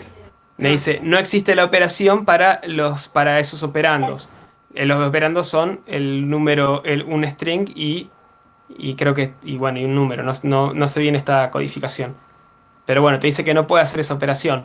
Y si yo lo ejecuto y pongo, en vez de, porque acá lo puse entre comillas, pero ponele que yo ponga hola sin comillas, va a pensar que hola es una variable que tiene algo asignado adentro. Entonces cuando lo ejecutes te va a decir, no, la variable hola te olvidaste de definirla, no la definiste antes. Pero si yo antes la definía, hola igual 999, perdón, hola igual 999. Ahí está. Si a hola le asignó el número 999 y ahora yo lo ejecuto F5 y ahora yo pongo hola, va a tomar el 999, ¿sí? Porque era lo que valía hola. Bien, nice. ¿Sí? Profe, una consulta. Sí. Así como tenés porcentaje F y porcentaje I, ¿hay alguna otra letra que se utiliza también? Sí, porcentaje LN. Nosotros usamos esas dos nomás. Y porcentaje D, pero me parece que si la porcentaje D y porcentaje I eran lo mismo. Porque esto viene de otros lenguajes, viene de C. Y porcentaje ln era de long. Hay varias letras, pero las únicas que nos sirven son porcentaje F y porcentaje I a nosotros. Ah, ok. El I Y y el D era mismo, porcentaje entonces. S, porcentaje S es si vos querés meter texto. Por ejemplo, el famoso hola, hola, o el... Mira, vamos a cortar esto. Hola mundo. El hola mundo, claro. Vamos a decir A igual, o no, no es usual que se programe poniendo las variables en castellano. Nosotros lo hacemos así por las dudas que a alguien se le complique con el inglés, pero generalmente se pone todo en inglés, las variables también, porque el lenguaje ya está en inglés, entonces es más consistente. Input es su nombre. Eso no va a aparecer porque mi syslab está roto. Y acá pondría, por ejemplo, printf, quieren saludar, en vez de decir hola mundo, decir hola nombre. Entonces ponen hola, porcentaje S, para decir lo que sigue, interpretarlo como un string, como una cadena de caracteres. Si yo ejecuto esto, y acá escribo un string Pablo, entonces me dice hola Pablo. Si yo lo ejecuto y pongo otro string Pepe, es decir hola Pepe. ¿Sí? Entonces ese es otro formato. Muy simpático, profe. Bueno, volviendo al tema este.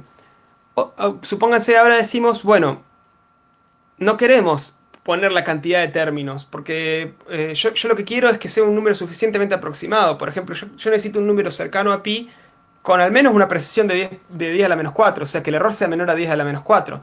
Entonces no me sirve poner una cantidad de números porque voy a tener que estar probando n's hasta que me dé ese número. Entonces vamos a cambiarlo. Vamos a poner y que ingrese la tolerancia. O le vamos a poner tol para que... Este texto puede ser cualquiera, ¿sí? Es un texto que les va a aparecer en la consola cuando lo ejecuten, que a mí no me parece porque me están dando mal. Pero pónganle algo, por ejemplo, ingrese la tolerancia deseada, ¿sí? Entonces ponemos tol. Y lo que vamos a hacer, en vez de un for, va a ser un while. En realidad, vamos a hacer un while. Mientras el error sea mayor a la tolerancia, vamos a ejecutar esto. Ahora, ¿qué es el error? Y bueno, el error lo vamos a considerar inicialmente como la tolerancia más 1, para que sea un valor mayor a la tolerancia y ejecuta alguna vez esta instrucción. Y después lo vamos a calcular de la siguiente forma. Primero, esto por ahí va a ser un poco más rápido, pero lo vamos a ver igual porque les va a servir para el gráfico de raíces. A S, en vez de definirla como 0, voy a definir como el primer término, que era 1. ¿Se acuerdan que el primer término de la serie era 1?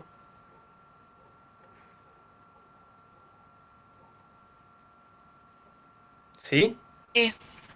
Bien. Entonces a ese lo voy a definir como el primer término.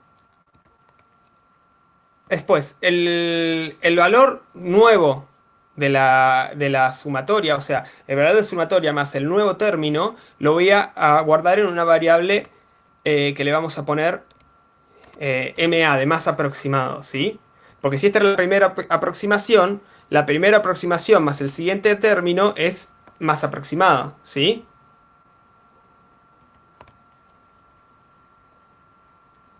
Y lo que vamos a calcular es el error. El error lo vamos a considerar como el valor absoluto de el más aproximado menos S dividido el más aproximado. ¿Bien? Y una vez que calculé el error, ahora S va a ser igual al más aproximado. A S le voy a asignar el más aproximado. En realidad, este 4 lo vamos a sacar de acá y lo vamos a poner acá. Va a ser 4 y va a ser 4, porque así ya estamos calculando de una toda la serie. ¿Sí? Y podemos calcular el error. El error real de pi y no de pi sobre 4. Entonces, ¿me siguieron lo que hicimos hasta ahí? En ese pusimos el primer término de la sumatoria. ¿Para qué? Para yo después acá poder comparar el error nuevo, que es la sumatoria más el siguiente término, el valor nuevo, que es la sumatoria más el siguiente término, ese lo considero como más aproximado. El valor anterior, que era la sumatoria, que hasta ahora es solamente el primer término, lo considero como el valor menos aproximado. Entonces hago ¿Por qué error. el S lo hizo en 4? ¿Cómo? Porque el S empezó en 4. El S empecé en 4 porque si vamos a la serie de Leibniz, en realidad la serie me daba pi sobre 4, ¿sí? Entonces yo multipliqué por 4 al final. Y paso ese 4 para adentro para acá ya tener el error de pi. Si no iba a tener, cuando salga, este iba a ser el error de pi sobre 4, no el error de pi. Claro. Entonces multipliqué por 4 el primer término y a todos los otros términos. Profe, Sí. ¿qué significa el while o para qué se usa? While es como un for, pero en vez de hacer una determinada cantidad de iteraciones o de pasar por todos los valores que yo le puse, lo que va a hacer es ejecutar lo que está dentro mientras esta condición sea verdadera. Entonces, mientras el error sea mayor a la tolerancia que ingresó el usuario, seguía ejecutando estas operaciones, ¿sí? Lo que me falta definir es que n empieza en 0 y en cada iteración a n le sumo 1.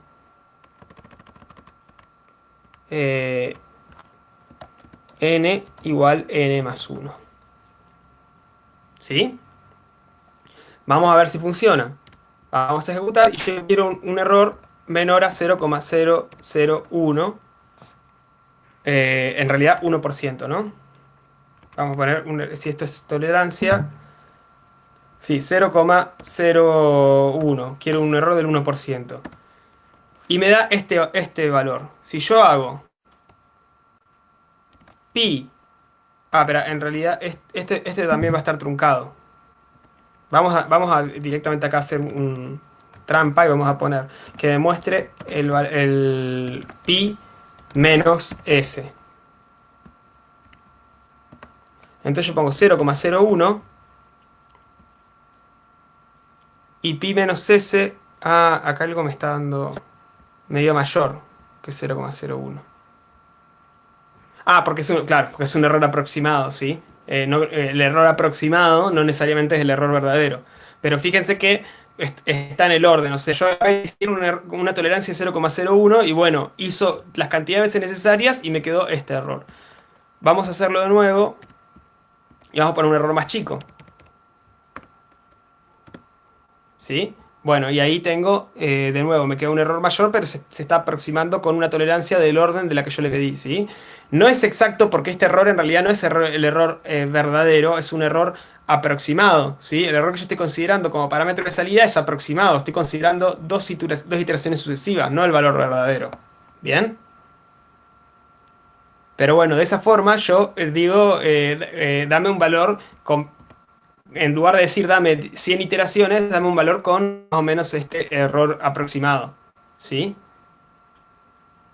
¿Por qué la primera entrada lo describís como la tolerancia más 1? Porque si yo a E le tengo que poner algo para poder compararlo acá, ¿no? Si yo le pusiera un valor menor a la tolerancia, directamente saltaría esto, porque esta condición sería falsa.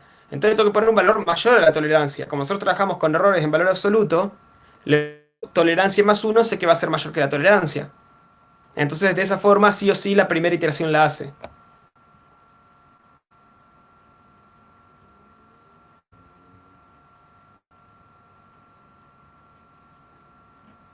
¿Quedó claro?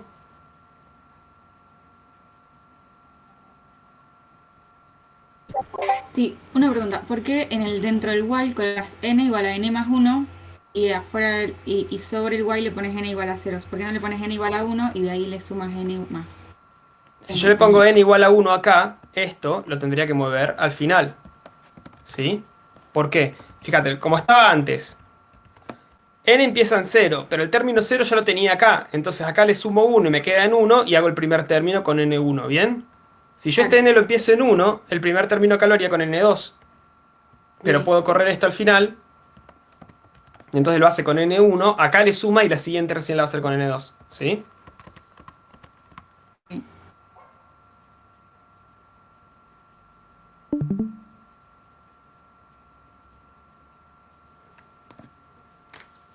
¿Me siguen hasta ahí?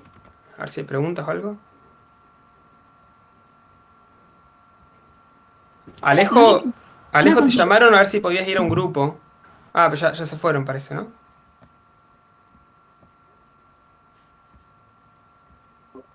Profe, yo tengo una consulta. Sí. Si yo quiero ver en cada iteración, digamos, el valor al que me voy aproximando se puede hacer? Que me vaya tirando. Sí, pones un disk. Profe, antes de que cambie ese código, no sé si podría pasarlo por Discord. Vale. Como código para después verlo. Te dejo como lo habíamos escrito al principio.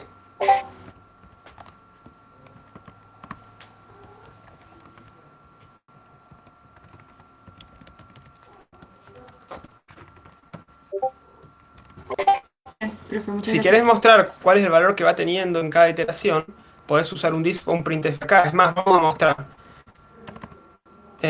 con un printf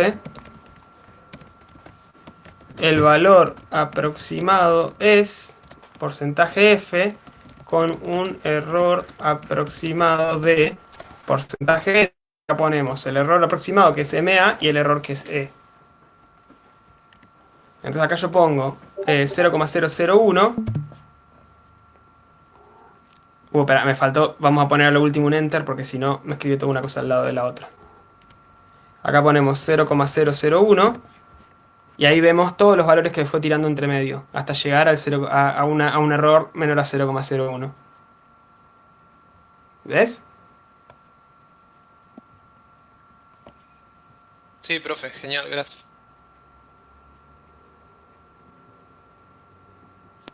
Bien, ¿alguna otra duda de esto? ¿Va quedando más claro que la clase anterior?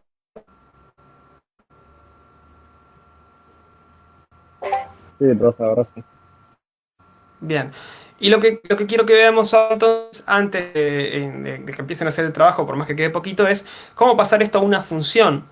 Porque este valor de pi probablemente ustedes lo quieren usar en algo, ¿sí? Y de esta forma, en realidad es solamente la pantalla o lo van a tener en la variable MA. Y ustedes no podrían usar MA para otra cosa porque lo tienen acá usado acá para el script. Entonces vamos a transformar esto en una función. Ponemos la palabra clave function, el resultado que va a ser pi. O la función le vamos a llamar pi. El resultado y la función se llama pi de, y acá le ponen tolerancia. ¿Sí? Entonces, el end function va al final. Vamos a sacar los printf porque no quiero que la función me muestre nada en la consola, solo quiero que me devuelva el resultado. Y a este le vamos a llamar MA, porque digo S, porque sabemos que S al final del programa va a tener la aproximación. ¿Sí? Entonces la salida va a ser S. Y listo. Lo que hacemos ahora es, si yo ejecuto esto, voy a tener una función nueva que se llama pi. Y si yo pongo pi de 0,01, me va a devolver el valor de pi con esa tolerancia. Entonces yo se lo puedo guardar en una variable. Por ejemplo, mi pi igual pi de 0,00001. Y ahí tengo un valor de pi guardado en esa variable. ¿Sí? Fíjense que empieza a tardar mucho. Sí. ¿Qué era MA? MA es una variable que yo definí para guardar el valor más aproximado de estas iteraciones. ¿Sí? Sí, sí. Ahí está. Bueno, ya con esta cantidad ya tarda bastante, ¿sí? No es un programa muy eficiente. Ahora, si ustedes quieren usar pi en Scilab, ya lo tienen almacenado. Pi tiene esta constante, porcentaje pi, y les da un valor mucho más aproximado de pi que ya tiene almacenado el número, ¿sí? Incluso debe haber sucesiones o formas más eficientes de calcular pi. Esto es a modo de ejemplo nomás, ¿sí? También tienen porcentaje E para el número E. Y varios números así irracionales conocidos los tienen en Scilab. Ahora fíjense que la variable esta MA ahora pasa a ser local. Entonces yo podría tener un script con otra variable que se llame MA y no se van a pisar, porque esto nada más, esta MA nada más tiene validez dentro de la función. Y yo esta función la podría utilizar en un script. Por ejemplo, podría agarrar, abrir otro script y decir quiero calcular el perímetro o la superficie de un círculo dado un radio, ¿sí? Entonces voy a hacer un script. Yo tengo que mi radio era igual a 0,5 y quería calcular la superficie, pi por radio al cuadrado, pero no en mi lenguaje el valor de pi. Entonces puedo llamar a mi script que superficie era pi por radio al cuadrado, perímetro era 2 por pi por radio. 2 por pi por radio al cuadrado, pi por diámetro. Bueno, superficie es pi, el pi que yo definí con una tolerancia, por radio al cuadrado. Ejecutamos esto y ahí me da supuestamente la superficie utilizando la función que yo definí antes, ¿sí?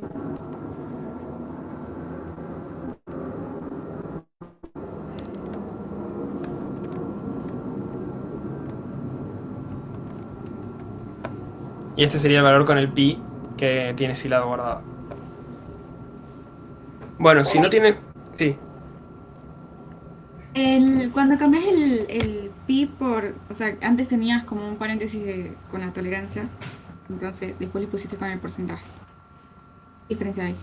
Y porque esta es la función que estuvimos haciendo hasta recién. Es la función pi que hice yo. Y el porcentaje es el número que tiene Scilab guardado. Ah, Scilab ya lo tiene habías... su pi. Claro, ya lo habías ejecutado en la consola y después lo... Claro, nice. ¿Sí? Este sería con el número de Scilab y el otro era con la función que hicimos nosotros.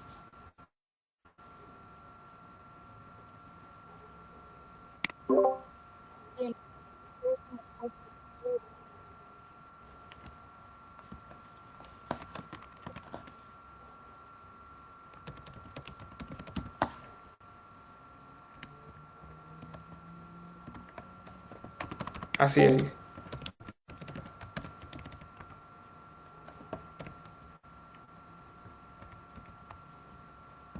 Pero para consulta, ¿cómo abrís otro apartado, otra carpetita en las notas?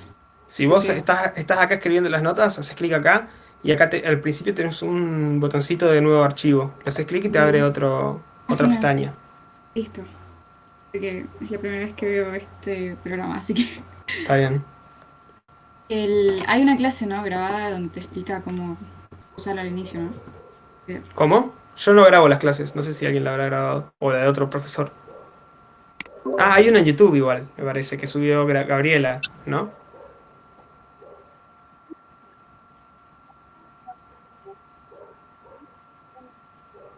¿Sin nuestro permiso? Muy mal ahí. No había que decirlo entonces. Claro, estuvieron mal en decirlo y en hacerlo.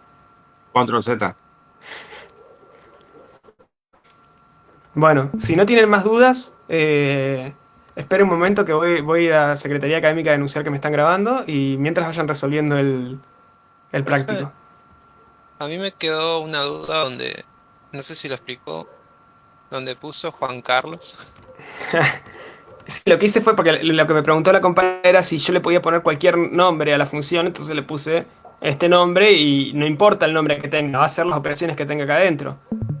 Siempre cuando tengan la función definida con el mismo nombre en el otro archivo, digamos. Si yo acá le pongo un nombre, yo acá la puedo usar con ese nombre. Bien, bien. Gracias. Fe, una última consulta. Sí. ¿Cómo haría para trabajar en radianes o en grados? No, trabajas en radianes. Yo tendría que poner alguna función, algo para pasar trabajar a en radianes o grados. los valores. Para pasar a grados, Claro. ¿cómo? Tenés regla de 3 simple. Pero todas las funciones, por ejemplo, seno, coseno, tangente, son ¿cómo se llama? Radianes. Igual debe haber alguna función para pasar, pero debe haber alguna función para pasar. Si vamos al help, buscamos, a ver, rad,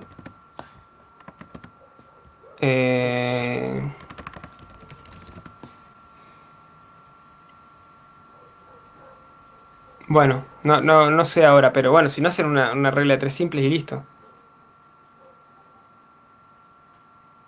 Buenísimo, gracias, profe.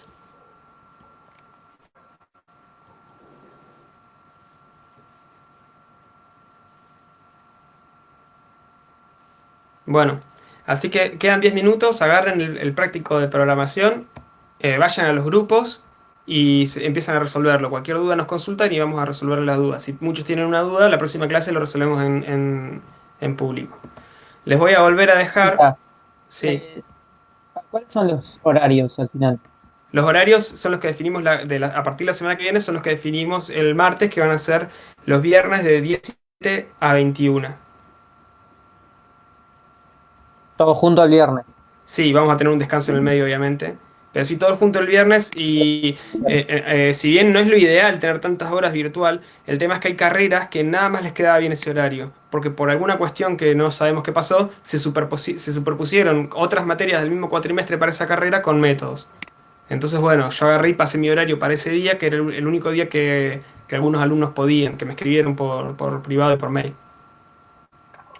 En Perco dice que es de 18 a 20. ¿Qué cosa? ¿El viernes? Sí. El miércoles y viernes. No, pero 18 a 20. sí, claro, pero eso nosotros el martes hicimos una votación, les comenté esto y estuvieron de acuerdo en cambiarlos. Nosotros ahora a partir de la semana que viene, o sea, esta semana fue así, a partir de la semana que viene va a ser de 17 a 21 el viernes únicamente. Claro, yo el Claro, martes porque- no me pude conectar. Que el módulo 2 ya pasó, que había cambiado. Y el del módulo 3 quedó como en el horario viejo. Por Sí, eso. yo no lo cambié, es que yo no lo cambié todavía porque como esta clase iba a mantenerse con el horario anterior, si yo lo cambiaba, capaz que hoy venían a las 5 y yo no estaba.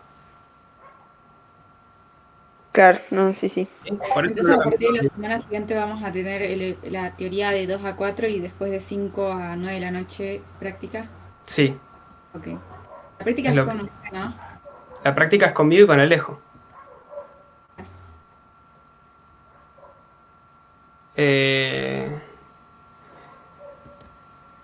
Les voy a compartir también de nuevo el enlace de la encuesta. Y bueno, ya pueden empezar a hacer. Ahí les compartí el enlace de la encuesta, si pueden responderla y pueden empezar a resolver el trabajo práctico y cualquier cosa me consultan, me quedo acá 10 minutos más. Profe, ¿podría subir la presentación que nos mostró la clase pasada, por favor? La que mostró Alejo la clase pasada, Sí, esa. ya la subió, me parece, ¿o no? Discord no está, dijeron que le iban a pasar a Discord. Y pensé que le había pasado, a ver. A ver, ahí le escribí, le voy al grupo donde está Alejo y le digo que si la subió.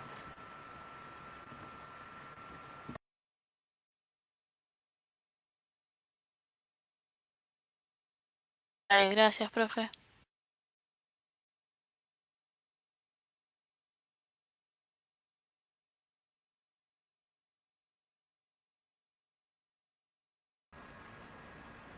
Ahí la va a subir, me dice. Gracias. Bueno, empiecen a resolver el práctico. Yo me quedo acá hasta que termine.